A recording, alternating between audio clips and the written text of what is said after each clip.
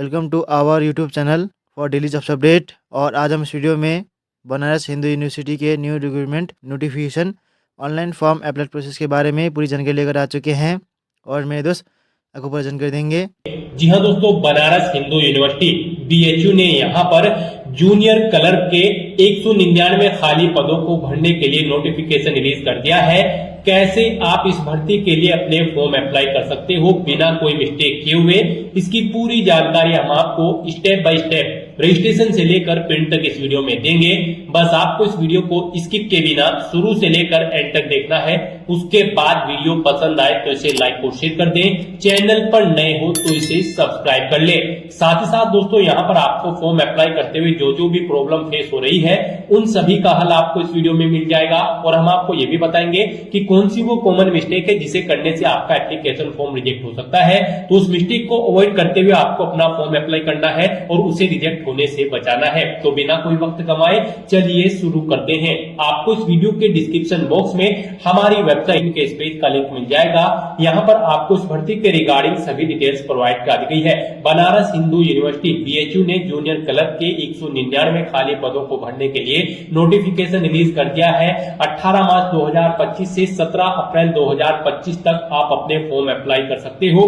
Form apply करने के बाद आपको अपने एप्लीकेशन फॉर्म की हार्ड कॉपी 22 अप्रैल 2025 तक सबमिट कर देनी होगी बनारस हिंदू यूनिवर्सिटी को। इस एड्रेस पर आपको अपनी वो हार्ड कॉपी सेंड करनी है, वो भी हम आपको आगे बताएंगे।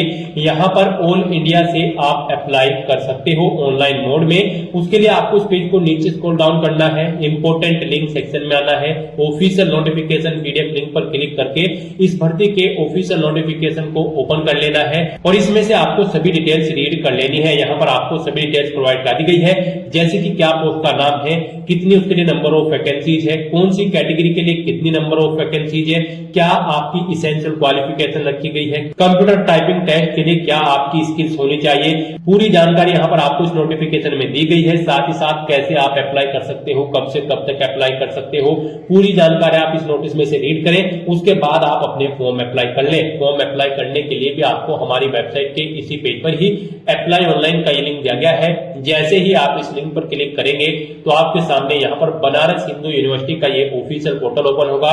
गाइड, यहाँ पर आने के बाद आपको रिक्रूटमेंट पोर्टल के सेक्शन में आना है।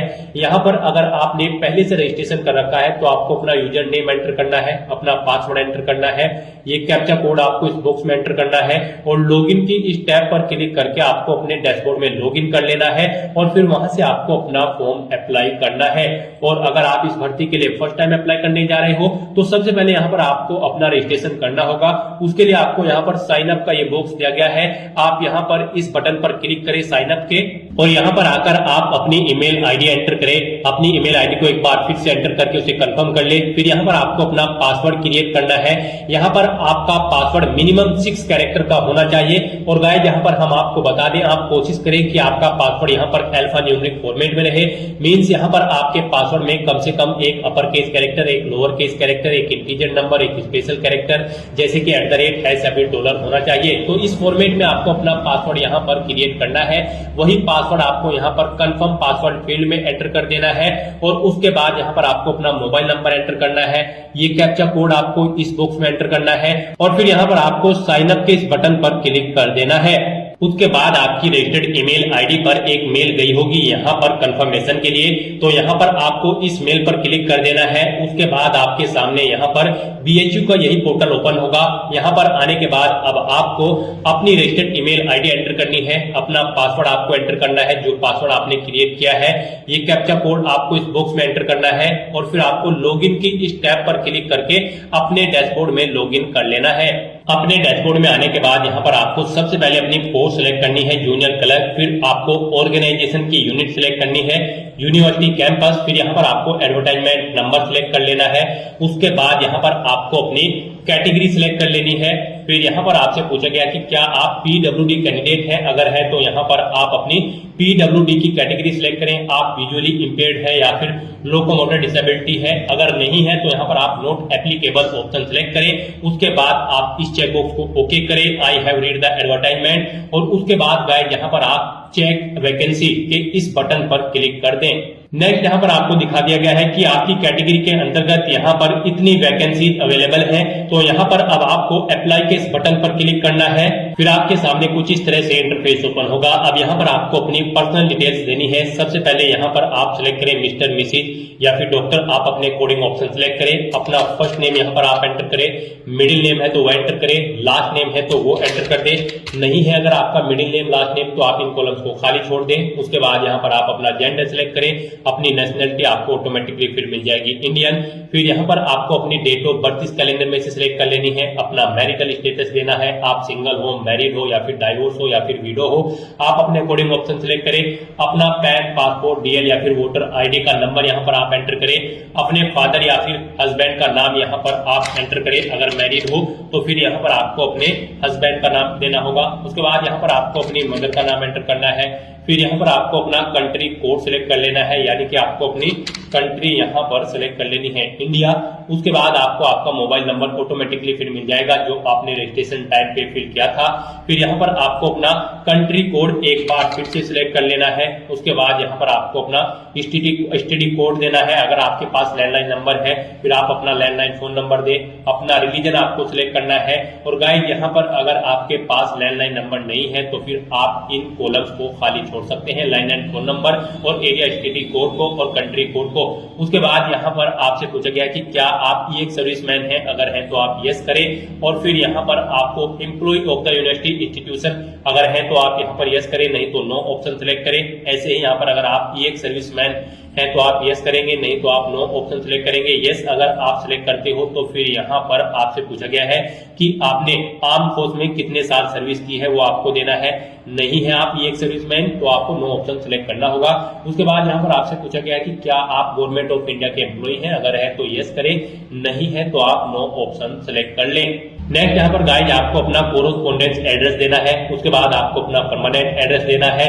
और अगर आपका परमानेंट एड्रेस यहाँ पर आपके कोरोस्पोंडेंस एड्रेस के अकॉर्डिंग सेम है तो यहाँ पर आप सेम एज कोरोस्पोंडेंस एड्रेस के सामने इस चेक बॉक्स को ओके कर दें। ऑटोमेटिकली आपका परमानेंट एड्रेस आपके कोरोस्पोंडेंस एड्रेस के अकॉर्डिंग फिल हो जाएगा।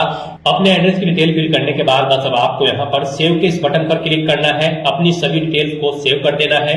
इस तरह से यहाँ पर आपको आपकी पर्सनल डिटेल का पूरा प्रीव्यू शो कर दिया गया है। आपको सभी डिटेल चेकआउट करनी है। कहीं पर कोई मिस्टेक है तो आप एडिट डिटेल्स ऑप्शन पर क्लिक करके एडिट कर सकते हैं, नहीं तो आपको इस पेज को नीचे स्क्रॉल डाउन करना है और यहाँ पर अब आपको नेक्स्ट सेक्शन के इस बटन पर क्लिक कर देना है। नेक्स्ट यहाँ पर आपको अपनी एजुकेशनल क्वालिफिकेशन की डिटेल देनी है। गाइस यहाँ पर जूनियर क्लर्क की पोस्ट पर अप्लाई करने के लिए आपके पास सेकंड क्लास ग्रेजुएट डिग्री होनी चाहिए, एटलीस्ट 6 मंथ की ट्रेनिंग के साथ on use of computer for office automation, book keeping and word processing किसी सर्टिफाइड इंस्टीट्यूट से, या फिर सेकंड क्लास ग्रेजुएट डिग्री होनी चाहिए with diploma in computer recognise होना चाहिए, वो डिप्लोमा बाई AICTE से।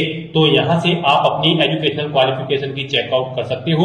यहाँ पर आपको सेकंड क्लास ग्रेजुएट डिग्री चाहिए with 6 month training on use of computer of office automation, book keeping and word processing, या फिर आपको second class graduate degree with diploma होनी चाहिए कंप्यूटर के साथ। तो यहाँ से आप अपनी एजुकेशनल क्वालिफिकेशन की डिटेल चेकआउट कर सकते हो उस पोस्ट के लिए और फिर आपको अपनी क्वालिफिकेशन की डिटेल देनी है। साथ ही साथ यहाँ पर आपको कंप्यूटर टाइपिंग की स्किल्स भी आनी चाहिए। यहाँ पर इंग्लिश में आपको 30 वर्ड प्रति मिनट टाइपिंग स्पीड आपकी होनी चाहिए और हिंदी में 25 वर्ड प्रति मिनट आपकी टाइपिंग स्पीड होनी चाहिए। यहाँ पर आपका कंप्यूटर टाइपिंग टेस्ट होगा आपकी स्किल टेस्ट चेकआउट करने के लिए। तो यहाँ पर अब आपको अपनी क्वालिफिकेशन की डिटेल देनी है। सबसे पहले यहाँ पर आपको अपनी 10वीं क्लास की डिटेल देनी है। यहाँ पर आप पासिंग ईयर सिलेक्ट करें, कब आपने अपनी 10वीं क्लास पास आउट की है। उसके बाद यहाँ पर आपको सब्जेक्ट बताना है, किस सब्जेक्ट में आपने अपनी 10वीं क्लास पास आउट की है, आर्ट, साइंस या फिर कॉमर्स। उसके बाद यहाँ पर आपको बताना है कि आपके जो मार्क्स आए हैं 10वीं में वो परसेंटेज में है, ग्रेड में है या फिर CGPA में है। आप अपने अकॉर्डिंग ऑप्शन सिलेक्ट करें। फिर यहाँ पर अपनी परसेंटेज या फिर आप ग्रेड एंटर करें। जितनी परसेंटेज या ग्रेड आपने ऑब्टेन की है, स्कूल या कॉलेज का नाम दें जिससे आपने अपनी 10वीं क्लास पास आउट की है, बोर्ड या यूनिवर्सिटी का नाम दें जिससे आपने अपनी 10वीं क्लास पास आउट की है। सेम ऐसे ही यहाँ पर आपको अपनी 12वीं क्लास की डिटेल देनी है। सबसे पहले यहाँ पर आपको 12वीं का पासिंग ईयर सिलेक्ट कर लेना है, कब आपने पास आउट की है। सब्जेक्ट देने हैं PCM, PCB जो भी आपके पास है 12th में। उसके बाद आपको ने बताना है कि आपके जो मार्क्स आए हैं वो परसेंटेज में है, ग्रेड में है या फिर सीजीपीए में, आप अपने अकॉर्डिंग ऑप्शन सेलेक्ट करें। फिर यहाँ पर आपको बताना देनी है अपनी परसेंटेज या फिर ग्रेड। उसके बाद यहाँ पर आपको स्कूल का नाम देना है सेम ऐसे ही, और फिर यहाँ पर आपको बोर्ड का नाम देना है जिससे आपने अपनी 12वीं क्लास पास आउट की है। फिर यहाँ पर अगर आपके पास डिप्लोमा क्वालिफिकेशन है तो यहाँ पर आप बताएं आपने कब डिप्लोमा पास आउट किया है। उसके बाद यहाँ पर आपको सब्जेक्ट के नेम देने हैं, किस में आपने अपना डिप्लोमा कंप्लीट किया है। फिर आपको बताना है आपके मार्क्स परसेंटेज में है, ग्रेड में है या फिर सीजीपीए में है। फिर आपको अपनी परसेंटेज या फिर ग्रेड देनी है। फिर स्कूल या कॉलेज का नाम देना है। उसके बाद यहाँ पर आपको बोर्ड या यूनिवर्सिटी का नाम देना है। और इस तरह से आपको फिर यहाँ पर सेव एंड ऐड के इस ऑप्शन पर क्लिक करके अपनी स्कूलिंग और डिप्लोमा क्वालिफिकेशन की डिटेल को सेव कर देना है। उसके बाद गाइस अगर आपने यहाँ पर ग्रेजुएशन कंप्लीट कर रखी है तो आपको अपनी ग्रेजुएशन की डिटेल देनी है। यहाँ पर आपको ऐड के इस बटन पर क्लिक करना है। डिग्री का नाम आपको सिलेक्ट कर लेना है। फिर यहाँ पर आपको मेन सब्जेक्ट देने हैं, क्या क्या सब्जेक्ट थे आपके पास ग्रेजुएशन में। फिर आपको अपने रिजल्ट का टाइप देना है, परसेंटेज में है, ग्रेड में है या फिर सीजीपीए में। उसके बाद कितनी परसेंटेज आपने ऑब्टेन की है वो आप एंटर करें। पासिंग ईयर यहाँ पर आप सिलेक्ट करें, कब पास आउट की है। उसके बाद यहाँ पर आप यूनिवर्सिटी का नाम दें। फिर यहाँ पर आपको स्टेट या फिर यूनियन टेरिटरी अपना स्टेट देना है, किस स्टेट से आप बिलोंग करते हो। कंट्री का नाम यहाँ पर आपको देना है। फिर उसके बाद आपको सेव एंड ऐड आपको इस बटन पर क्लिक कर देना है और अपनी इस डिटेल को आपको यहाँ पर ऐड कर देना है। इस तरह से यहाँ पर आपकी ग्रेजुएशन की डिटेल ऐड हो जाएगी। इसमें अगर कोई गलती है तो आप डिलीट कर सकते हैं। उसके बाद यहाँ पर अगर आपने पोस्ट ग्रेजुएशन कर रखी है तो उसकी डिटेल भी आप सेम ऐसे ही प्रोवाइड करा सकते हैं। एमफिल कर रखी है तो उसकी डिटेल दे सकते हैं। नहीं कर रखी है तो आप इन सेक्शन को खाली छोड़ सकते हैं। इस तरह से अपनी एजुकेशनल क्वालिफिकेशन की डिटेल प्रोवाइड कराने के बाद फिर आपको नेक्स्ट सेक्शन के इस बटन पर क्लिक कर देना है। नेक्स्ट यहाँ पर आपको अपने एक्सपीरियंस की डिटेल देनी है। यहाँ पर आप ऐड के इस बटन पर क्लिक करें। उसके बाद यहाँ पर आपको टाइप सेलेक्ट करना है, किस टाइप की ऑर्गेनाइजेशन में आपको एक्सपीरियंस है आप ऑप्शन सिलेक्ट करें। फिर ऑर्गेनाइजेशन का नाम दे, अपनी डेजिग्नेशन दे, फिर पे बैंड कितनी सैलरी आपको मिलती थी वो यहाँ पर दे, पे लेवल आप अपना दे। फिर यहाँ पर आपको एम्प्लॉयमेंट का टाइप बताना है, आप परमानेंट थे, टेम्परेरी थे या फिर डेप्यूटेशन पे, आप ऑप्शन सिलेक्ट करें। कब से कब तक आपने डेट की है वो डेट यहाँ पर आप इस कैलेंडर में सिलेक्ट कर लें और ऐड के बटन पर क्लिक करके अपनी ये डिटेल यहाँ पर आप ऐड कर दें। उसके बाद अगर आप प्रेजेंट में एम्प्लॉय है तो उसकी डिटेल आपको देनी होगी। Name of the post, post का नाम देना है, टाइप ऑफ अपॉइंटमेंट देनी है, आप परमानेंट है, कॉन्ट्रेक्चुअली है या फिर टेम्परेरी, आप ऑप्शन सिलेक्ट करें।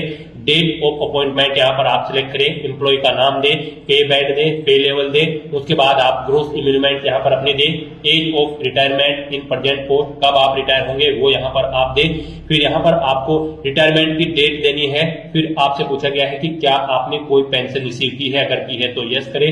और फिर यहाँ पर पेंशन अमाउंट और पेंशन ग्रेजुएटी आप दे, नहीं की है तो नो ऑप्शन सिलेक्ट करें और सेव के बटन पर क्लिक करके अपने डिटेल सेव कर दें और फिर आप नेक्स्ट सेक्शन पर क्लिक कर दें। और अगर आपको एक्सपीरियंस नहीं है तो आप इन सेक्शन को खाली छोड़ दें, डिटेल्स न भरें और आप फिर नेक्स्ट सेक्शन के इस ऑप्शन पर क्लिक कर दें।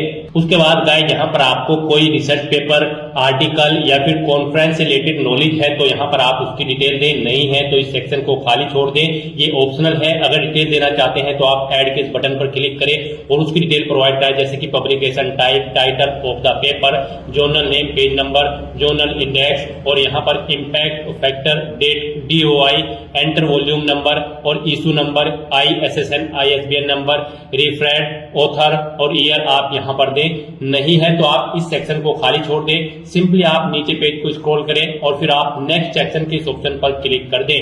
नेक्स्ट आपसे पूछा गया है यहाँ पर आपकी जो ट्रेनिंग रिक्वायर्ड है 6 मंथ की, उसके लिए यहाँ पर आपने कितने दिन तक ज्वाइन किया है अपनी ट्रेनिंग को यहाँ पर आप डेज एंटर करें। फिर यहाँ पर आपसे पूछा गया कि क्या आपको कंप्यूटर सर्टिफिकेट है आपके पास, यहाँ पर आपको यस ऑप्शन सिलेक्ट करना है। उसके बाद यहाँ पर आपको डिस्क्राइब करना है आपका कंट्रीब्यूशन इंस्टीट्यूट जहां पर आपने वर्क किया है। उसके बाद यहाँ पर आपसे पूछा गया है कि क्या आप सुटेबल है इस पोस्ट के लिए, जिस पोस्ट के लिए आप अप्लाई कर रहे हैं उसके बारे में आप बताएं। और यहाँ पर आप अगर किसी अवार्ड से रिवार्डेड है तो उसके बारे में इंफॉर्मेशन दें। फिर यहाँ पर आपसे पूछा गया है कि क्या आपको कभी पनिश किया गया है unfair means any examination by the institute board या फिर यूनिवर्सिटी से आपको पनिश किया गया है, अगर किया गया है तो यस करें और फिर यहाँ पर पनिशमेंट का डिस्क्रिप्शन दे, नहीं किया गया है तो नो ऑप्शन सिलेक्ट करें। उसके बाद यहाँ पर आपसे पूछा गया कि क्या आप इन्वॉल्व रहे हैं कभी किसी एडमिनिस्ट्रेटिव माल प्रैक्टिस में, अगर रहे हैं तो यहाँ पर आप यस करें और फिर उसकी डिटेल दें, नहीं तो आप नो ऑप्शन सिलेक्ट करें। फिर यहाँ पर आपसे पूछा गया कि क्या आप किसी फाइनेंशियल इरेगुलेटरी में इन्वॉल्व रहे हैं, अगर रहे हैं तो यस करें, नहीं तो नो ऑप्शन सिलेक्ट करें। इस तरह से यहाँ पर आपसे कुछ डिटेल्स पूछी गई है। क्या आपको कभी डिस्चार्ज या फिर डिसमिस किया गया है किसी प्रीवियस एम्प्लॉयमेंट में, या किया गया है तो यस करें और फिर उसकी डिटेल दें, नहीं तो नो ऑप्शन सिलेक्ट करें। फिर आपसे पूछा गया कि क्या यहाँ पर पेंडिंग है contempt discipline proceeding against you, अगर है तो आप यहाँ पर यस करें, नहीं तो नो ऑप्शन सिलेक्ट करें। फिर यहाँ पर आपको 2 रेफरेंस देने हैं अपने फैमिली के प्रोफाइल एंड प्रोफेशनल कंट्रीब्यूशन के। यहाँ पर आप उनका फुल नाम दे, इंस्टीट्यूशन एफिलिएशन दे, डेजिग्नेशन दे, एड्रेस दे, कॉन्टैक्ट नंबर दे और ईमेल दे। और उसके बाद यहाँ पर गाइड आपको डिटेल्स प्रोवाइड करने के बाद सबमिट के इस बटन पर क्लिक कर देना है। फिर यहाँ पर आपको आपकी डिटेल का पूरा प्रीव्यू शो कर दिया गया है। अब यहाँ पर आप इसे चेकआउट करें, कहीं पर कोई मिस्टेक है तो आप एडिट डिटेल ऑप्शन पर क्लिक करके एडिट कर ले, नहीं तो यहाँ पर अब आपको नेक्स्ट सेक्शन के इस ऑप्शन पर क्लिक कर देना है।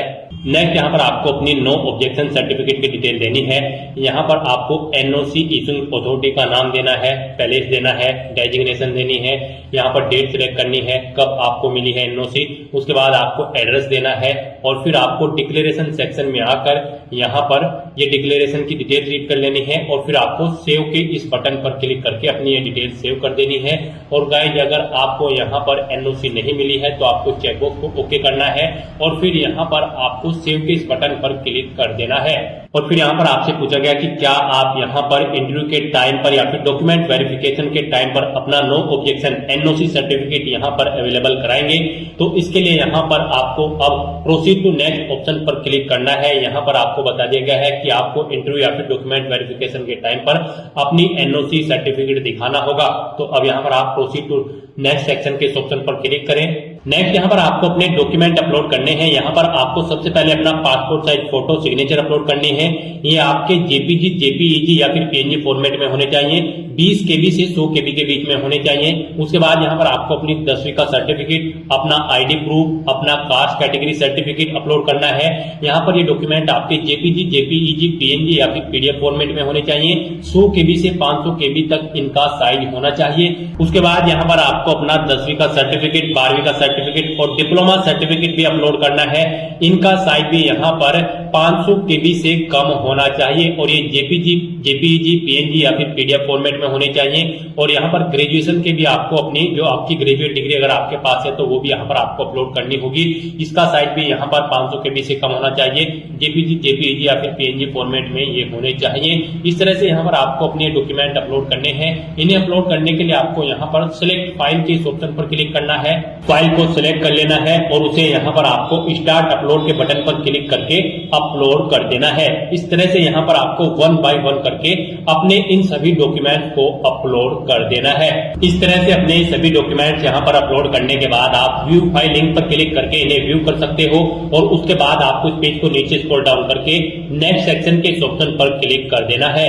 फिर यहाँ पर आपको आपके एप्लीकेशन फॉर्म का पूरा प्रीव्यू शो कर दिया गया है। आप सभी डिटेल्स केयरफुली चेकआउट करें, इस पेज को नीचे स्क्रॉल डाउन करें और उसके बाद गाइस यहाँ पर आप इस चेकबॉक्स को ओके करें डिक्लेरेशन सेक्शन में और फिर आप यहाँ पर नेक्स्ट सेक्शन के इस ऑप्शन पर क्लिक कर दें। नेक्स्ट यहाँ पर आपको अपनी कैटेगरी सिलेक्ट कर लेनी है, आप किस कैटेगरी से बिलोंग करते हैं। उसके बाद यहाँ पर आपको एक बार फिर से प्रोसीड फॉर सबमिशन की इस ऑप्शन पर क्लिक कर देना है।